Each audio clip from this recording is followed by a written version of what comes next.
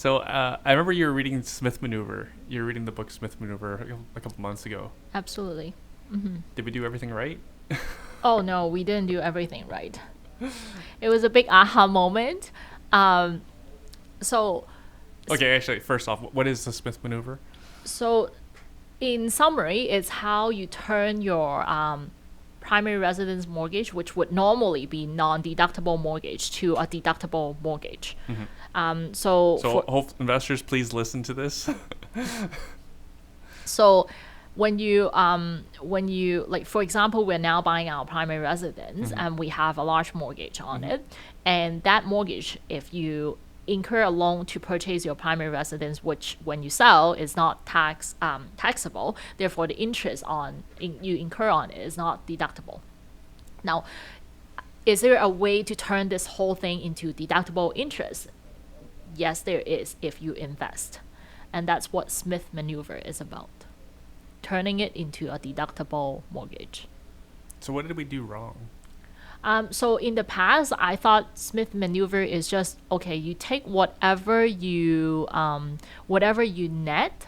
So for example, we invest in rental properties. So we take the rent, we use the rent to pay for mortgage, we pay for all the expenses, property tax, insurance, and then whatever that's net, that net cash flow, we would then use that net cash flow to dump it into our primary residence mortgage.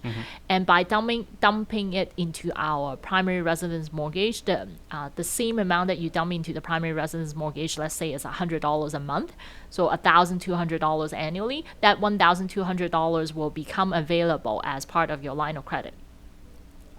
So the first step to set up the primary residence HELOC, the first step is to set up a HELOC on your primary residence mortgage. Not everyone is offered that HELOC, but you should have that HELOC set up as the first step to make this work. And so in the past, we take the net amount, net cash flow, dump it into the primary residence mortgage, and that's how we do the Smith Maneuver. But the reality is you should take the gross rent and dump it into the primary residence mortgage. And when you take the gross rent, let's say it's $2,000 a month, then it would be A lot more equivalent than to $100 a month. exactly. It's $24,000 annually. You take the $24,000, dump it into your primary residence mortgage. Now all of a sudden, the line of credit, the HELOC availability is increased by $24,000 for the year. I'm using an annual number.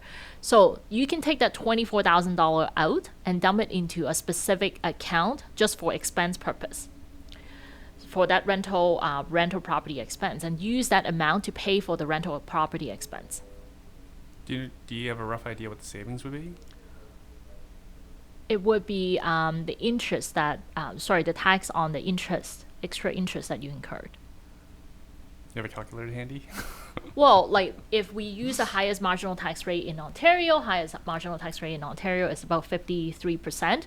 Let's just say it's 50%. So on $24,000, let's just use a $24,000 rent times, let's say 3% interest rate, line of credit, it's $720. You get this $720 interest expense as a tax deduction. So if your marginal tax rate is about 50%, so you save $360. Right. Now, $360, it may not seem like a lot, but you may be earning way more than that $24,000 that I mentioned. And this $360 is just by redirecting the funds.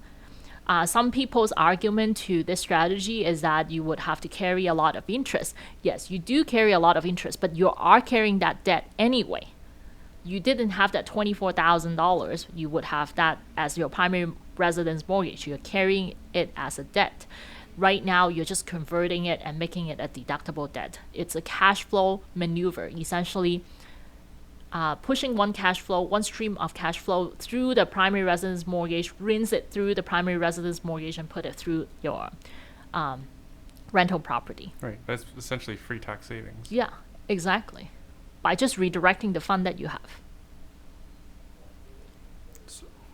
So for someone with 10 properties, that's $33,600. That's $360. Oh, Oh, yeah, same yeah. as 10 Three. Oh, properties. yeah. Yeah. Right. That's a very nice vacation. Yeah. Just by exactly. reverting dollars. Yeah. Hmm. And this would work with like investment, with stock option trading as well. You just take out the money, rinse it through the account, and take it out through your line of credit, and then soon enough, your whole mortgage would be turned into your whole primary residence mortgage would be turned into a tax deductible mortgage. And some people do pay more for their mortgages. Like a friend of ours was just paying 5% Yeah. interest on their mortgage at a B lender, so their savings would be even higher. Yep. And it's just pushing paper, really. Yeah, absolutely.